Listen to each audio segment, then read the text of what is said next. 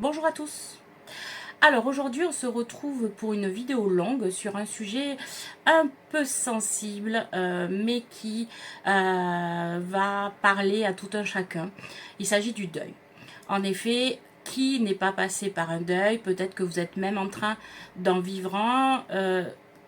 Quiconque va un jour passer dans sa vie dans le deuil. Pourquoi une vidéo sur le deuil?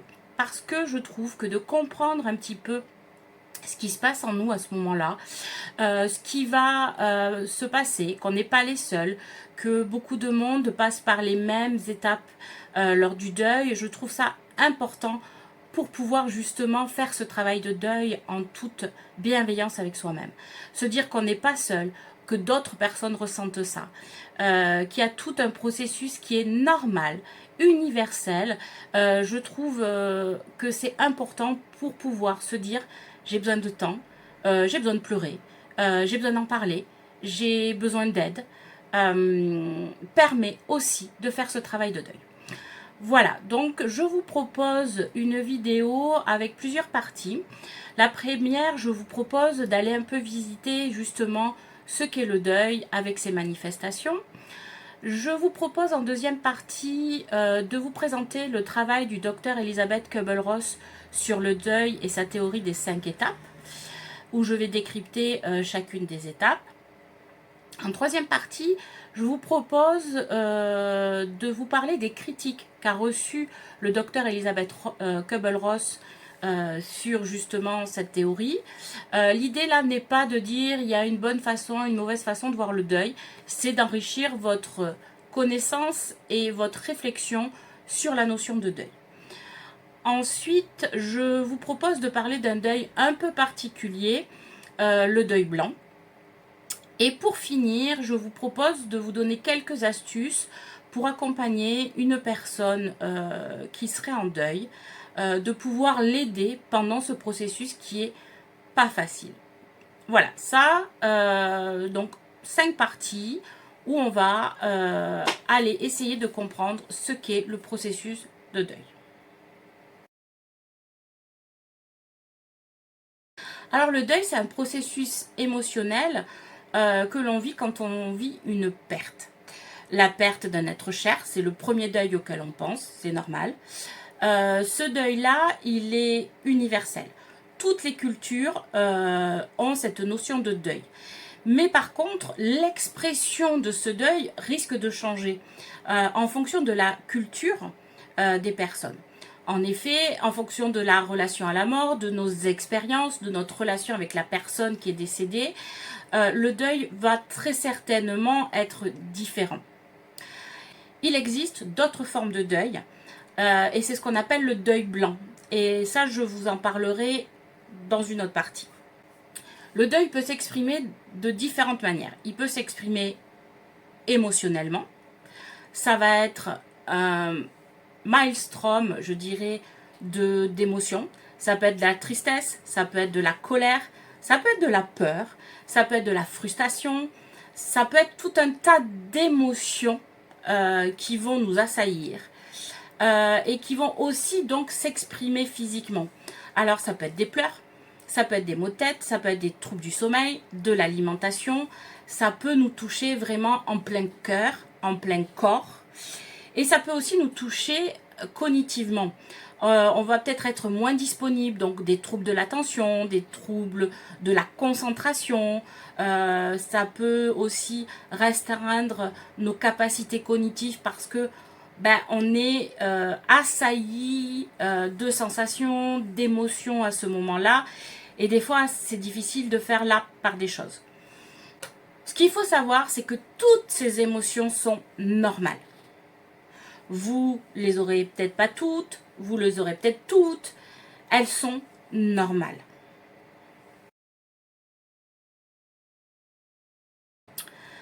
Alors une personne, le docteur Elisabeth Kubler-Ross, qui est une psychiatre qui a beaucoup fait avancer les connaissances sur les soins palliatifs, mais aussi nous a fait travailler, notamment en Occident, sur la notion de mort. Elle a théorisé la démarche de deuil en 5 étapes.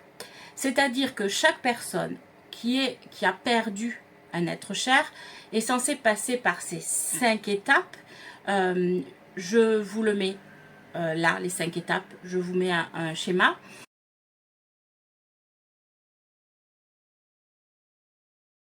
Doit passer par ces 5 étapes pour arriver au deuil. Pour avoir fait son deuil, plus exactement. Alors, les 5 étapes pour Kübler-Ross, c'est le déni, la colère, le marchandage, la dépression et l'acceptation. Donc le déni, ça va être un système de protection. La personne va refuser l'état de fait qu'elle a perdu un être cher. Puis, il va se passer la colère. Et là, la colère, la personne en deuil, elle se rend compte que c'est la réalité, que la personne est bien décédée, qu'elle a perdu un être cher. Et là, elle va enclencher un autre système de défense, qui est la colère. Contre elle-même, contre la personne décédée. Et comme ça, elle a un responsable de cette perte. Quand cette situation se dissipe, on passe au marchandage. Alors là, la personne, en situation de deuil, on est vulnérable. Quoi qu'il se passe, on est vulnérable. Mais là, dans la partie marchandage, on est encore plus vulnérable. Et il y a des personnes qui l'ont bien compris. Des sectes, des médecins qui ne sont pas médecins. En fait, le marchandage, c'est que la personne est prête à quoi que ce soit pour revenir en arrière. Et là, si la personne est vraiment dans une vulnérabilité intense, elle peut accepter n'importe quoi. Donc, vous pouvez imaginer. Et puis ensuite, ça va être le choc. Là, ça va être la dépression, où là, elle se rend compte que la personne est bien décédée, qu'en plus, quoi qu'elle fasse, elle ne pourra pas revenir en arrière, et cette situation est un fait. Donc là, elle va s'effondrer. Et cet effondrement va lui permettre d'arriver à l'acceptation. Alors, l'acceptation, ça va être de trouver un nouvel équilibre. C'est pas toujours évident, c'est rarement parfait, notamment dans les premiers temps. Ça ne veut pas dire qu'on oublie la personne, ça veut dire qu'on continue à avancer malgré la perte.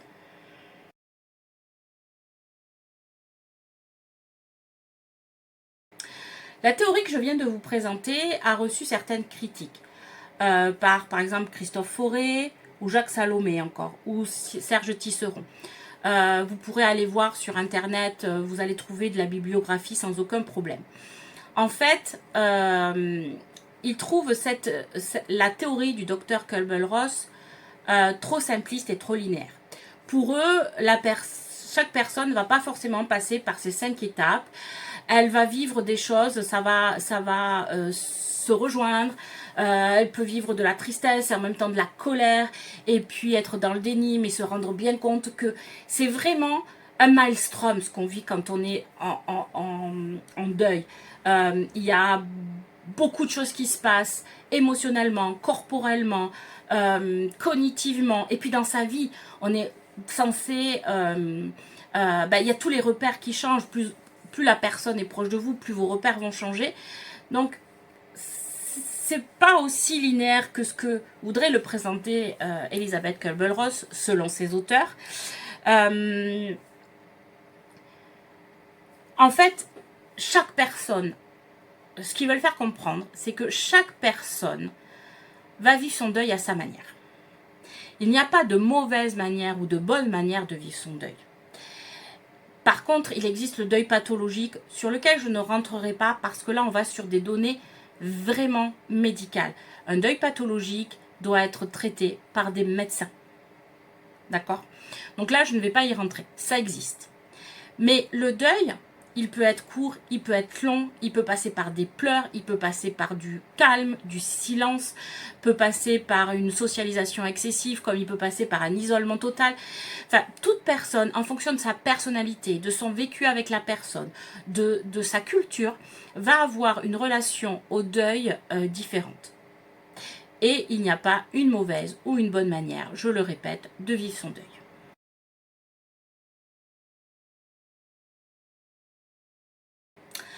Je vous disais donc en début de vidéo qu'il existe ce qu'on appelle le deuil blanc. Alors, quand on parle du deuil, on va parler en premier, on va penser plutôt en premier à la perte d'une personne. Mais il y a d'autres formes de deuil. Et c'est là où on parle du deuil blanc. Le deuil blanc, il va avoir les mêmes manifestations, les mêmes conséquences pour une personne. La différence, c'est qu'il ne va pas forcément être reconnu par la majorité, par la société. Et là, la personne peut vivre encore plus un sentiment d'isolement parce que pour elle, elle vit vraiment un vrai deuil. Mais il ne va pas avoir la même connotation pour toutes les personnes. Alors, un deuil blanc, ça peut toucher quelqu'un qui est touché par de l'infertilité.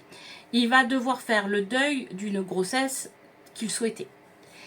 Ensuite, il peut y avoir la perte d'une personne sans qu'elle meure, par exemple avec les maladies neurodégénératives, où petit à petit, la personne ne va plus reconnaître, il va falloir mettre en place d'autres relationnels avec cette personne dont on n'avait pas l'habitude. Ça peut être la perte d'un emploi, ça peut être la perte d'un animal. Ce deuil blanc, la difficulté, comme je vous le disais, c'est vraiment qu'il n'est pas toujours reconnu socialement. Et donc, on peut se sentir bizarre de ressentir du deuil pour quelque chose qui n'est pas reconnu. On peut se sentir seul, pas écouté, pas entendu, pas compris. Et ça peut être un processus d'autant plus complexe à vivre.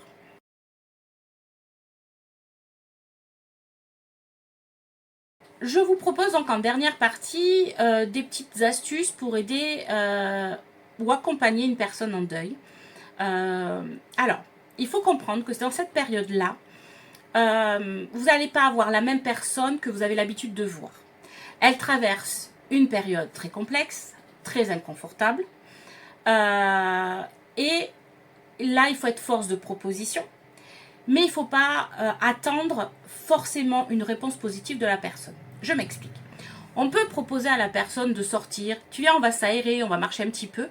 Ben, la personne, peut-être qu'elle va vous dire oui, ça va lui faire du bien de changer d'air. Ou la personne peut vous dire non, parce qu'elle va avoir besoin d'être seule.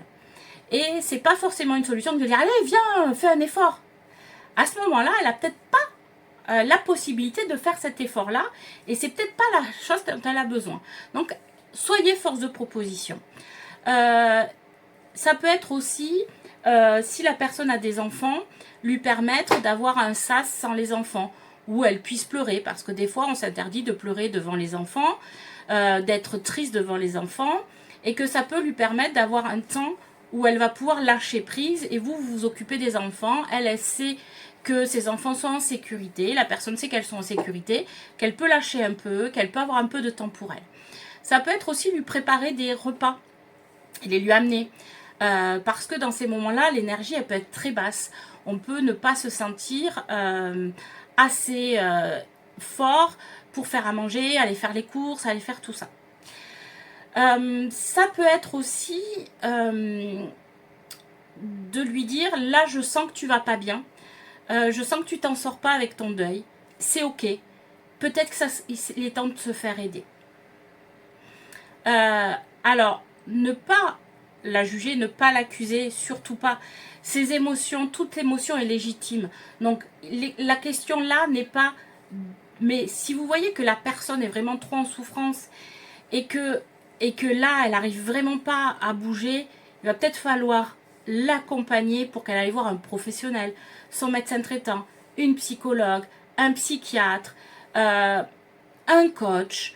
Voilà, l'idée, c'est vraiment de pas juger, de pas dire tu es encore dans ton deuil. Non, c'est de dire écoute, moi je te sens en difficulté là pour aller mieux, je te sens vraiment pas bien, triste. Est-ce que tu pourrais pas aller voir quelqu'un de confiance? Et des fois qu'une autre personne donne l'autorisation, ça peut vraiment aider à se dire ah oui là c'est vrai que en ce moment j'y arrive pas, j'ai peut-être besoin de parler, j'ai peut-être besoin de quelqu'un de l'extérieur. La première chose, c'est d'être à l'écoute aussi.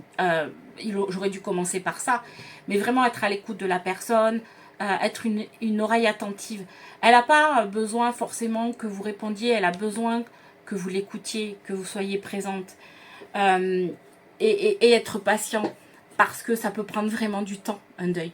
Ça peut être long, surtout si la personne qu'on a perdue ou la chose qu'on a perdue et avait une valeur importante aux yeux de cette personne. Donc voilà, j'ai essayé de vous faire un petit tour d'horizon de ce qu'est le deuil. J'espère que ça pourra vous aider si un jour, si vous traversez cela en ce moment ou si un jour vous allez traverser. Voilà, un deuil, normalement, ça a un début, ça a une fin. C'est une période pas confortable du tout, voire compliquée. C'est une période où on est fragile. Mais par contre, c'est une période aussi constructive pour vous.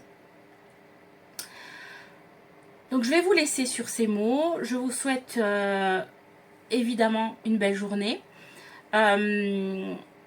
Si vous pensez que je peux vous accompagner dans votre cheminement par rapport à cette notion de deuil, ben vous savez que vous avez la possibilité d'aller sur mon site internet et de me demander un rendez-vous de découverte gratuite où je pourrai vous présenter ce qu'on peut faire ensemble.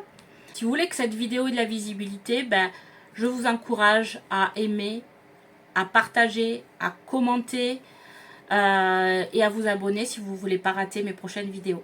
Bonne journée, au revoir.